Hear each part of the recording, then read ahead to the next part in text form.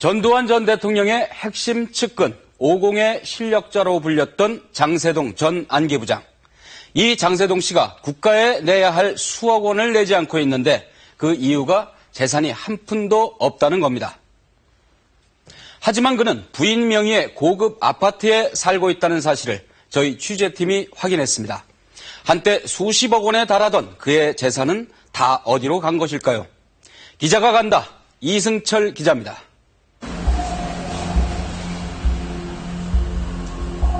택시에서 내리는 한 남성. 카메라를 향해 격한 반응을 보입니다. 야, 가지 마라. 저 사람 왜 저래? 이럴 거고? 추워도 그런 돈이 한 푼도 없다. 그런 거를 지금 나를 지금 수사하는 것도 아니잖아. 내 있는 곳이 없으니까 못 내고 있단 말이야 지금. 지난 10여 년간 언론 취재에 응하지 않았던 장세동 전 안기부장이 모습을 드러냈습니다.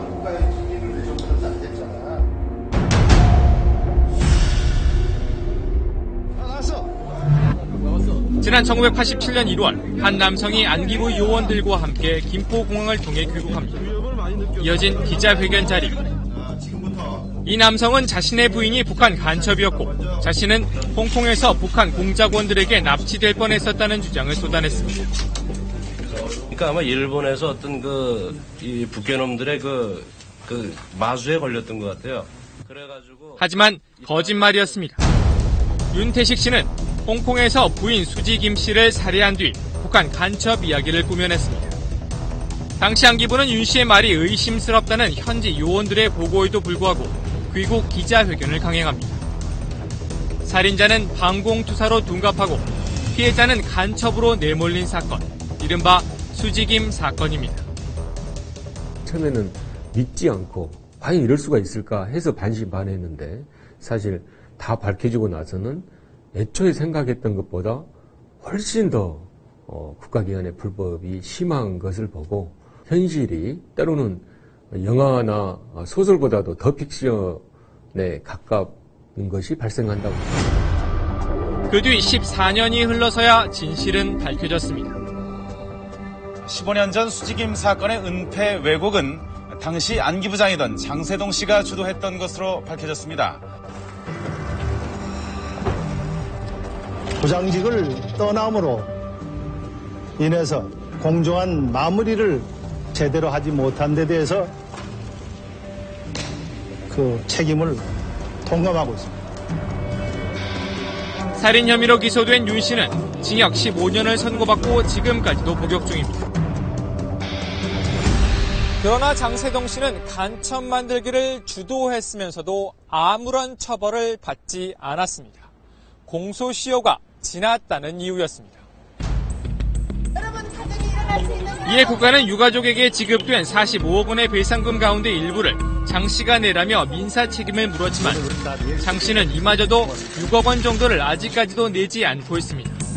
낼 돈이 없다는 겁니다.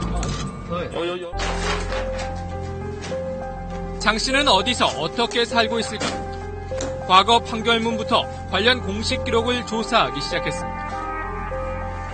장 씨의 마지막 주소지는 현재 다른 고급 빌라로 재건축되어 있는 상태입니다. 살았어요? 됐어요. 이렇게 못 나가려고 이렇게 몇 바퀴 도는 걸 보고 있어요.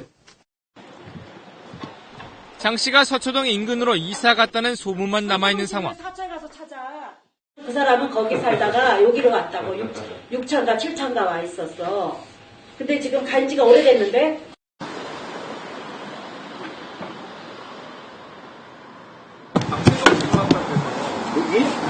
여기 안 가는데. 근데 그런 거 들어보면 있어. 몇 차례의 헛걸음 끝에 취재진은 그 실마리를 잡았습니다. 장 선생님이 여기서 사시더라고요. 예, 여기에 그분이 사셨다는 거는 신뢰를 하셨어요. 예. 방법을. 고맙습니다. 2년 전까지 이곳에 거주했다는 장 씨. 이사를 갔다는 곳은 서울 반포동 재건축 아파트로 최근 서울에서 새로운 구촌으로 떠오른 지역에 자리하고 있습니다. 1100세대가 넘는 대단지. 이곳에서 그를 찾을 수 있을까?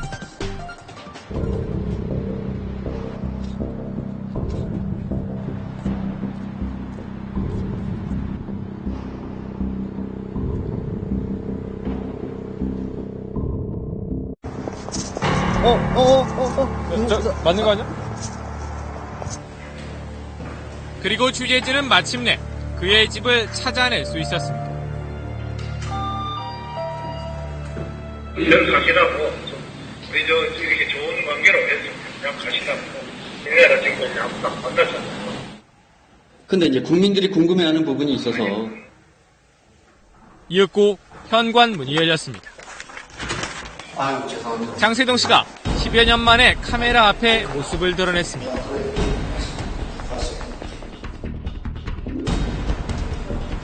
단순 살인 사건이 간첩 사건으로 조작된 수지김 사건. 조사 과정에서 윤 씨가 아내를 죽였음을 자백한 뒤에도 사건 조작을 위해 가족까지 희생자로 삼았습니다. 어머니라든가 형제들까지 전부 안기부에서 끌어다가 너희들 간첩 아니냐. 간첩이라고 자백을 하라고. 안기부에서는 이미 알고 있었단 말이죠. 그렇게 여간첩의 가족으로 내몰린 가족은 풍비박산됐습니다. 수지김의 노모는 화병으로 숨졌고 언니는 변사체로 발견, 오빠는 교통사고로 숨졌습니다. 여동생 3명은 이혼당했습니다. 법원은 안기부의 지시에 따라 침묵했던 살인범 윤태식보다 사건을 조작하고 은폐를 지시해 가족에게까지 크나큰 피해를 입힌 당시 안기부장 장세동 씨에게 더 큰 책임을 물었습니다. 윤 씨보다 장세동 씨가 2배 더 많은 돈을 물어내라고 판결한 것인데 안기부가 사건의 주범격이라는 판단 때문이었습니다. 국가는 45억 원을 가족에게 먼저 배상한 뒤 불법 행위 책임자인 장 씨를 상대로 구상금 소송을 제기해 14억 5천만 원에 대해 장 씨가 책임이 있다는 판결을 받아냈습니다. 이후 가압류 등을 통해 장 씨로부터 11억 2천만 원은 받아냈지만 3억 3천만 원은 끝내 미납했고 현재 그 돈은 이자까지 합쳐 6억 6천만 원으로 불어난 상태입니다. 등기부 등본을 떼 돈이 없다는 장 씨가 언제부터 어떤 경위로 고급 아파트에 살게 됐는지 알아봤습니다. 등기부상 집 주인은 장 씨의 부인 지모 씨. 2011년 이곳을 구입한 것으로 되어 있습니다. 국토부 실거래가 정보에 의하면 구입 당시 이 아파트 같은 면적 가구의 거래가는 15억 원에서 16억 원 사이였습니다.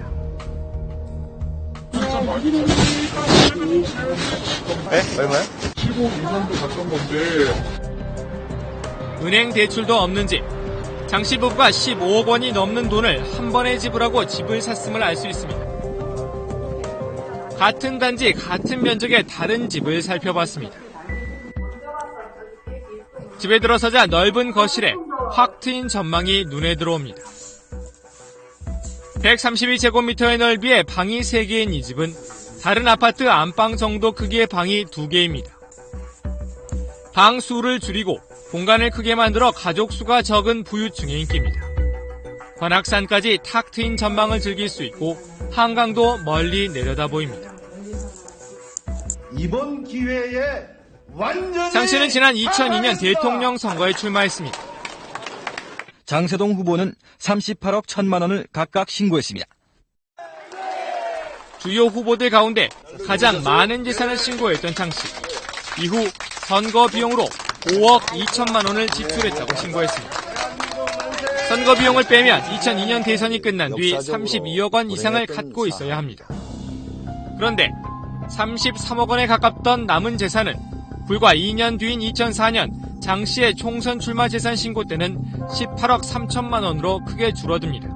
한 해 전인 2003년 국가가 수지김 유족에게 배상해준 돈을 장 씨에게 물리려 하던 때부터 재산이 줄기 시작한 겁니다. 그러더니 2008년 구상금 소송에 대한 대법원 확정 판결이 나온 뒤엔 한 푼도 남은 것이 없다는 게 장 씨 주장입니다. 취재진은 그의 아파트 지하 주차장에서 기다리고 기다리다 장세동 씨를 다시 만났습니다. 연신 카메라를 신경 쓰며 기둥 뒤로 몸을 피하는 장 씨.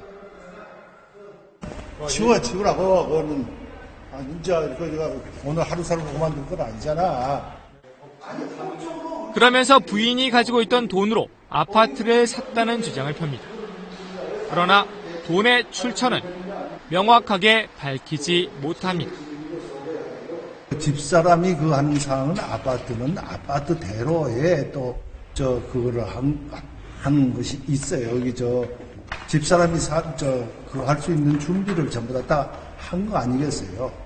이것을 구입하기 전에 또 아파트 사고 팔고 하는 것이 전부 다 있고 하는 것이 있으니까 그런 것이 다 모아져서 다 통통 털어서 내 거는 한 푼도 없는 거예요. 내 재산은 다 압류해가지고 하고 법적으로 다 해서 가지고 왔잖아.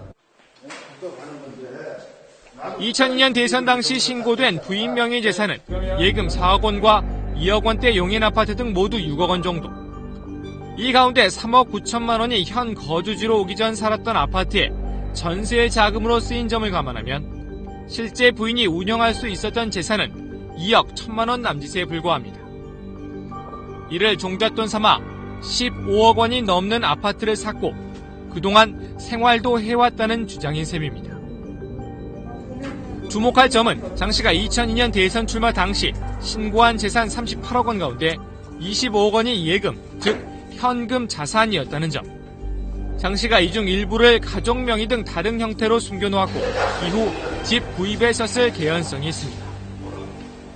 2008년 이후에 법무부에서 다른 재산을 추징하려고 하는 노력이 있었습니다. 없었죠. 그 이후에 한 번도 나한테 그 문제에 대해서 물어라 안 물어라 그런 얘기도 없고 해서. 법무부는 이에 대해 미납 구상 원리금에 대해서는 지휘청인 국가정보원에 지속적으로 집행을 독려하고 있다는 원론적인 답변만 내놓았습니다. 국가가 구상권을 끝까지 이제 추징하지 않는 부분은 공무원들의 그런 불법 행위를 사실상 방조하는 결과가 되고 불법 행위를 억제하지 못하는 효과가 돼서 굉장히 문제가 많다고 보고 있습니다. 12.12 군사반란과 함께 전두환 전 대통령의 최측근으로 권력의 핵으로 등장했던 장세동 씨. 이분은 남과 달리 마력과 같은 지휘 통솔력을 갖고 계십니다. 경호실장과 안기부장을 거쳤던 그는 전두환 정권의 2인자로 통했고 지금도 전두환 전 대통령을 칭송합니다.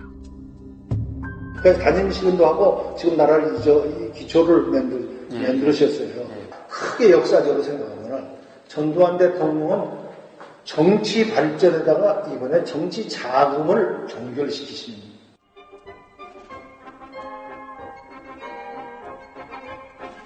저는 깨끗하게 살았습니다. 깨끗하게 살려고 노력했습니다. 이렇게 외친 장 씨는 청문회 뒤 일회재단 비리로 복역했고 출소 후 전두환 전 대통령을 찾아 휴가 다녀왔습니다 하고 인사를 했더니 전 대통령이 현금 18억 원을 주더라 하는 일화가 전해졌습니다. 검찰은 전두환 씨가 지난 90년 장세동 전 경호실장에게 위로금 명목으로 18억 원을 주는 등 퇴임 직후 장 씨에게 8차례에 걸쳐서 30억 원을 준 것으로 드러났다고 밝혔습니다. 검은 돈으로 끈끈한 관계를 유지한 전두환과 장세동 두 사람. 전두환 전 대통령은 비자금을 16년 만에 모두 추징당했지만 장 씨는 시효가 지났다며 비자금에서 나온 30억 원을 한 푼도 추징당하지 않았습니다. 그리고 지금 재산이 0원이라며 남은 구상금 6억여 원을 모르쇠로 일관하고 있습니다. 내 있는 것이 없으니까 못 내고 있단 말이에요, 지금. 못 내고 있는 상황이고, 그것이 아마 그렇게 돼서 추징금처럼 이게 연속이 되는 것이 아니고, 그것도 아마 시한이 다 있을 거예요. 그래가지고, 그러니까 나한테 지금 어떤 국가에서 독촉을 하거나 법률적으로 나한테 그거는 사항이 없지, 지금 말이에요. 그 시간. 그러니까, 그렇지 않으면 나한테 독촉장이 오든지, 뭐라든지 올 건데, 오진 않잖아. 벌써 몇 년이 됐잖아.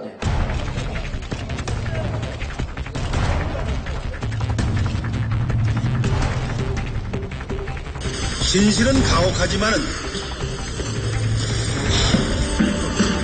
영원한 것입니다. 검찰 조사를 받으러 오면서 장 씨가 한 이 한마디.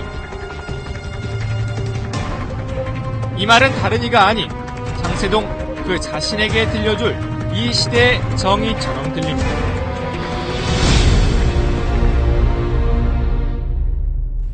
늦가을 밤이 깊었습니다. 우리 사회 쟁점, 밝혀야 할 진실을 전해드리다 보니 혹여 마음 무겁게 보시진 않았나 모르겠습니다. 편안히 주무시고 주말 휴일 즐겁게 지내십시오. 오늘 취재 파일 K 여기까지입니다.